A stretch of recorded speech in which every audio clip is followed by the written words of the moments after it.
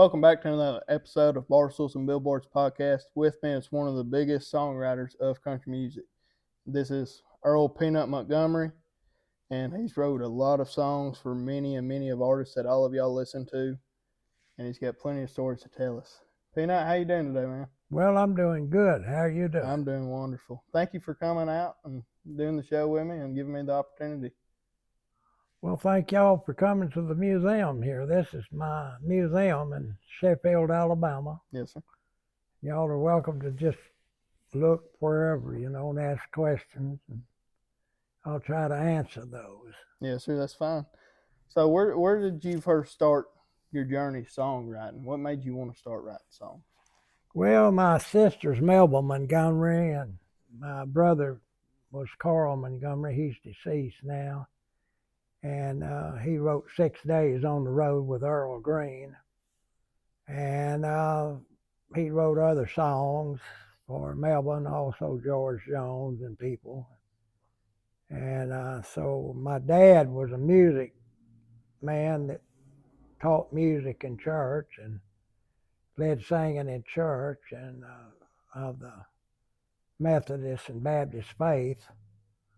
And so I was brought up in church around music all the time. So I had a brother that worked with the old Hank Williams.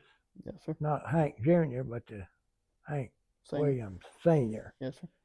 And he's deceased now, but he lived in Peoria, Illinois. Mm-hmm. And he was an engraver. He engraved labels, like a lot of the beer labels and like all kind of labels that went on bottles. He made labels. And I'm Melba Montgomery's brother, and that was my sister, and she worked with George Jones and Roy Acuff and Gene Pitney and people like that, did duets with them. And I was just brought up in music, Mm-hmm. And my brother Carl, he's one of the writers on 6 Days on the Road, which is I guess it's the biggest truck driving song there is, I Yes, guess. sir. So I've just been in music, and I met, through Melville, I met George Jones because she did a duet with him one time, and I think she did more than one, but at that one time I met George and began to write songs for him, and then later he married Tammy Wynette. I wrote for Tammy. I think I had 73 George Jones cuts, and I had about 31 Tammy Wynette cuts. I wrote 44 songs for Melville, Mm-hmm. and I wrote for Gene Pitney and lots of people, yes, over the years. So I was a musician at Fame. I'm the rhythm guitar player, lead guitar player from Fame Studios. And we recorded with just anybody that came in, they would call me, and I recorded with many of the stars that would come in and record in Muscle Shoals. Yes, sir. So that's my career. It's been a good, fortunate thing for me, and paid me well and made me a good living. And so that's about the end of that, I guess. So you also wrote a bunch with and for Hank Williams Jr. too, right? With whom? Hank Williams Jr. Oh, I wrote for Hank Jr., yes. What was some of those songs you helped him write? Well, I think one of them, it's hard to remember what I have written, but Where It's Going With You, I've Already Been, was one of the singles that I did that played on radio. Where It's Going With You, I've Always Been. Yes, sir. Then you wrote We're Gonna Hold On for George and Tammy. I wrote We're Gonna Hold On, helped write it with George. Yes, sir. How was that writing that song with George? Well, he was a good writer, George Jones. You know, he wrote some big hits himself. You know, so he was hard to work with sometimes. Um, he was a little bit moody at times. Yes, sir. You know, George, but uh, he was a. We were good friends. Yes, sir. Of course, one time he shot at me, tried to kill me one time. Yeah, I was gonna get you to that story. Well, he got jealous. I was his buddy, ran with him, and I got to run him with some other guys and writing songs with him. And Dallas Frazier he wrote a bunch of #1 songs, and I got to running around with him, writing songs with him. I think I wrote probably 15 or 20 songs with Dallas. And George was a very jealous man. If you was his buddy, he didn't want you buddying with somebody else. So he just one night he just pulled a pistol out. I met him out there on the river bank. He asked me to meet him down at McFarland Bottom in Florence, Alabama. It was about 9 or 10 o'clock at night. Well, I went out there to meet him, and but when he was a little bit late, and I was just sitting there in my truck, and I had the window down, and when he drove up, I just put my arms out the window like that, and he shot at me, and it went over my hands and hit that thickest piece of chrome in the door. And the bullet lodged right there. If it had been an inch higher, he'd have got me right there, I'd have been dead. I wouldn't be talking to you today, But I tell people he'd hug your neck and run with you and love you to death and shoot you after a while. There's only one George Jones. But I wrote, I think, 73 George Jones songs, helped write them, or I wrote up all of them, or all of the song, or I wrote thirds of the song, or half of the song, or a fourth of the song. But I had part writers at them, about 73, and I think I wrote 31 for Tammy Wynette. And I wrote 44 for Peanutt Montgomery when she was recording with people. Some of those were duets with Gene Pitney. But I've just been fortunate, and some people would call it luck, but being lucky, but I think it's just good Lord Jesus Christ blessed me with a little bit of talent, and he just blessed me in many ways. Of course, he saved my soul and saved my life, and changed my life. I was living pretty bad at one time, and he pulled me over and got me in church and helped me in my life like that. Yes, sir. He really, really did. But it's a long ride. But maybe I got a little bit of time left. Might write another song, you never know. There you go. I'd sit around and hear people talk, and if they said something that was unique or something just kind of rolled off of their head or something, I'd take and add to it or take from it and make me a song title. I was around somebody, and I don't know exactly how I got that #1 song I had called "We're Gonna Hold On," but somebody said something, I think it was to my wife. She said, "Well, we're going to have to hold on," or something. I said, "How you and Peanut stayed together all these years?" She just said, "We had to hold on," So I thought, well, that sounds good. So I wrote a song, had a #1 song with George and Tammy called "We're Gonna Hold On."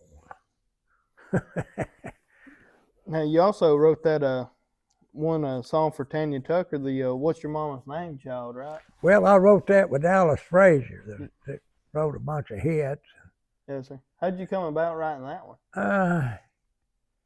Let's see, what's your mama's name, child?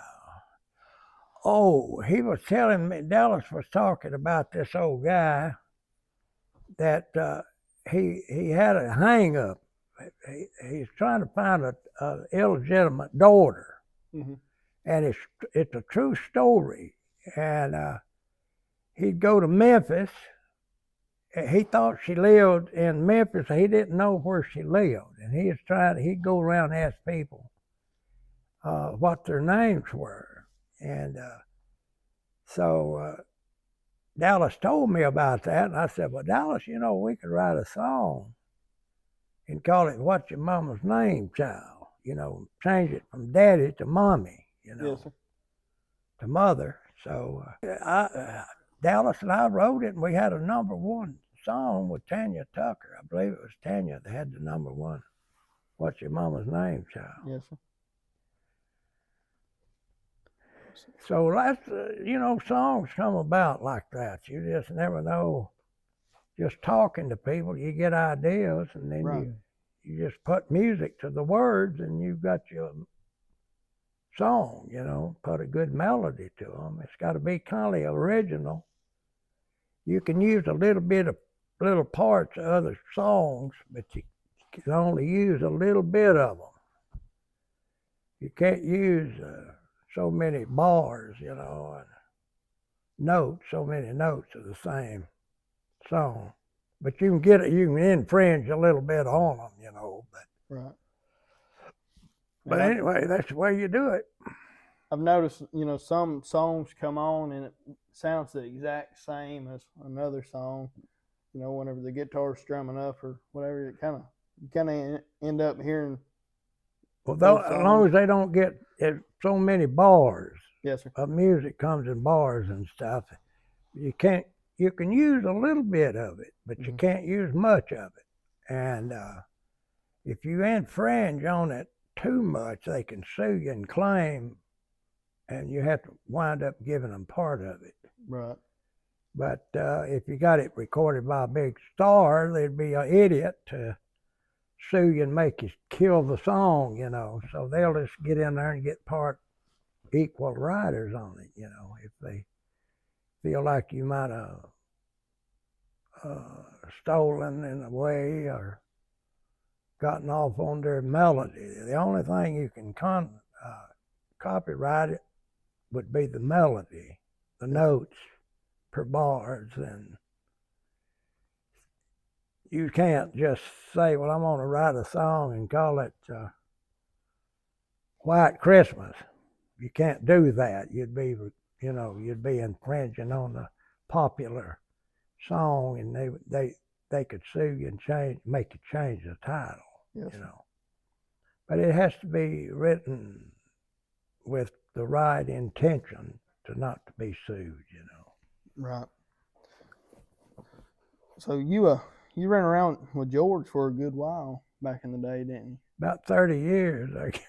I'm sure you got plenty of George stories, don't you? I have a lot of them. It was an honor for him to sing your song, Right. So that's what I liked about George. He was a good guy, and I think George Jones was a Christian man deep in his heart. I think he loved the Lord Jesus Christ in his heart and mind. I really do. I think George, when he died, I think he went to heaven. Yes, sir. I hope he did. I hope he did anyway. He was a good one. He was a good one, George. Now, was you around during the time of the Porter Wagner incident in the bathroom? Oh, he reached down and felt the Porter? Yeah. Well, I was around there somewhere. I know about it. Porter said, yeah, I got one. George was his honorary. What it was, he just meanness, he's just full of meanness. he was jealous because Tammy was doing a song or something with Porter at the time. Yeah. He was jealous. Of course, he he had a crush on my sister Melba. At one time, of course, he had a lot of crushes on women, but he was almost married Melba at one time, but George and I were close friends, and our relationship was like brother-in-laws, I guess. But he's like, there's this thing reference now called your Mount Rushmore or whatever, and you rank them. And people they ask me a lot, who's your favorite? I'm like, I don't know, man. I said the top two is either George Jones and Vern Gosdin, but out of them two, I can't figure out which one. Well, Vern, has got a lot of George Jones in him. Yeah, he does. He sounds a lot like George in some areas, and of course, there's many good singers in country music. I wrote quite a few songs for Gene Pitney, and he sung high. He sung on up in a higher pitch. He had big hits like Only Love Can Break a Heart. Had big songs. Good singer. Yes, sir. I wrote for him. I wrote for Porter Wagoner. I wrote for him. Wrote for quite a few people. What's something that you'd like to see happen to the country music industry?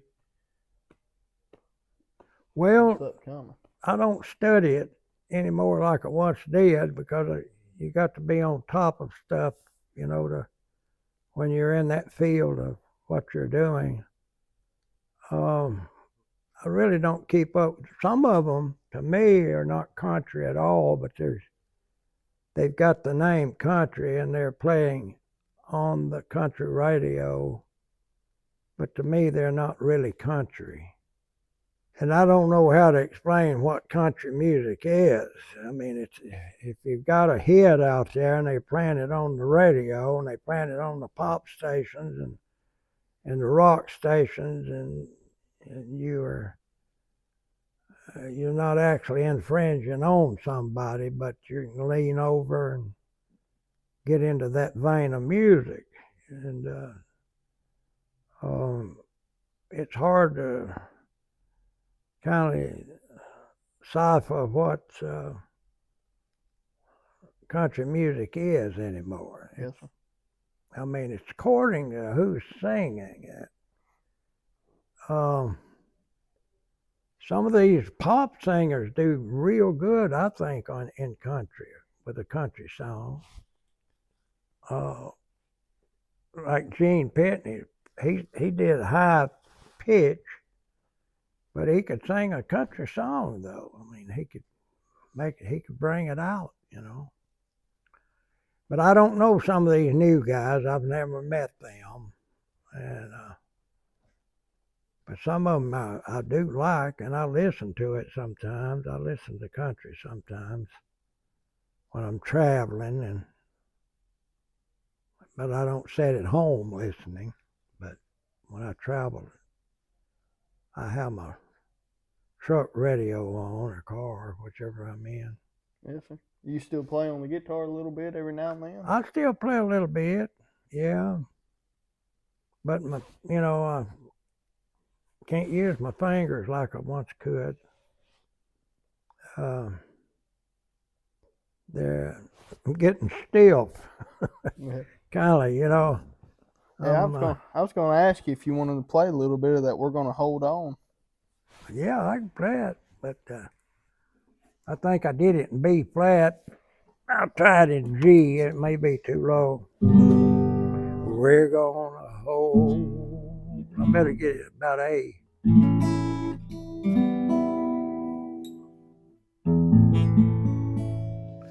We're gonna hold on We're gonna hold on. We're gonna hold on to each other. Got it too high.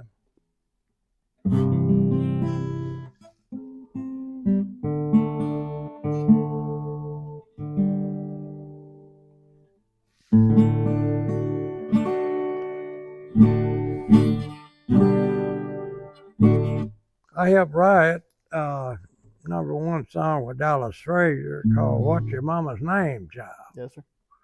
And that was recorded with Tanya Tugger, the one had the #1 song on it.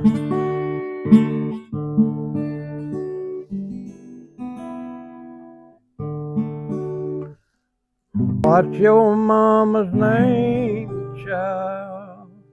What's your mama's name? That was the #1. Yes, sir.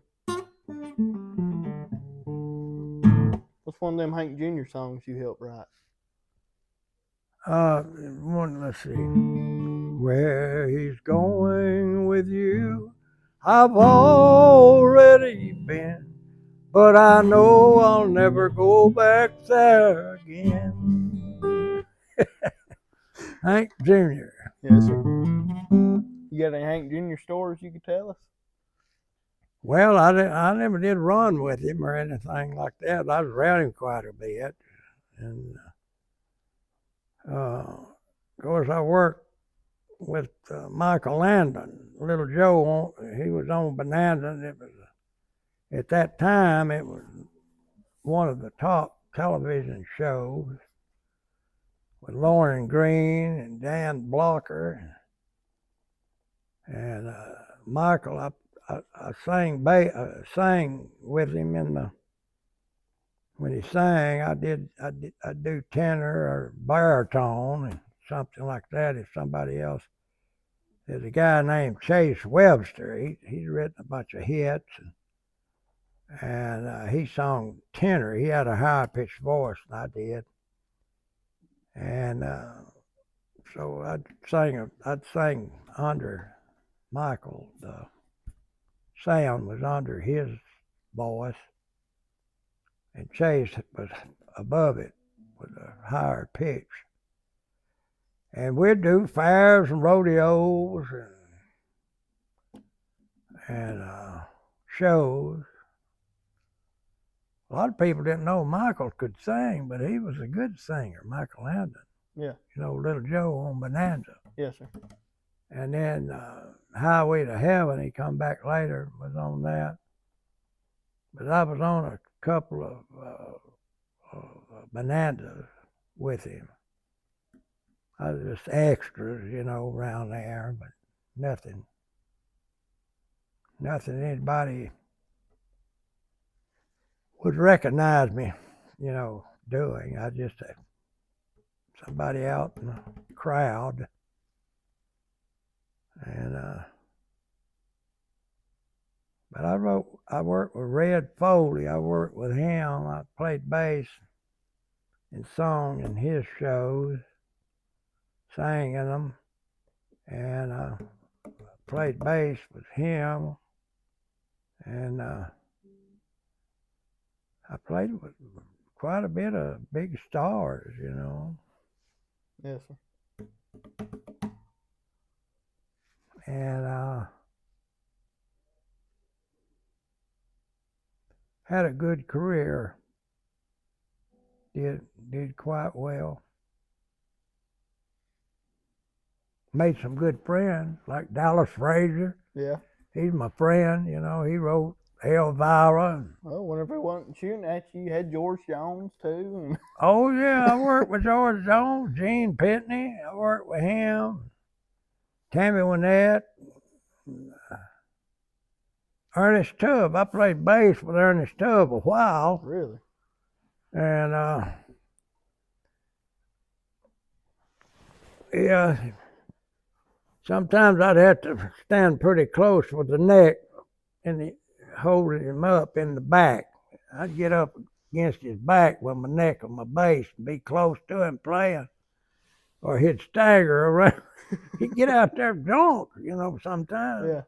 He'd get out there high as a kite. Sang like a bird, though, boy. Well, There's a lot of those guys, the more they drank, the better they could sing. Some of them, Yeah. But I don't recommend it. I don't recommend alcohol for anybody, or drugs either, for that matter, unless the doctor gives them to you. If you're sick, you need drugs sometimes, but don't take them to get a high. That's bad. Yes, sir. Yes. I'm sure you've seen a lot of careers go down because of drugs and alcohol. I've seen it happen. Yeah. A lot of the people anymore in country music and even some rock music, they're Christian men. And women. They believe in Jesus Christ, but they have a music career, and it's their living. And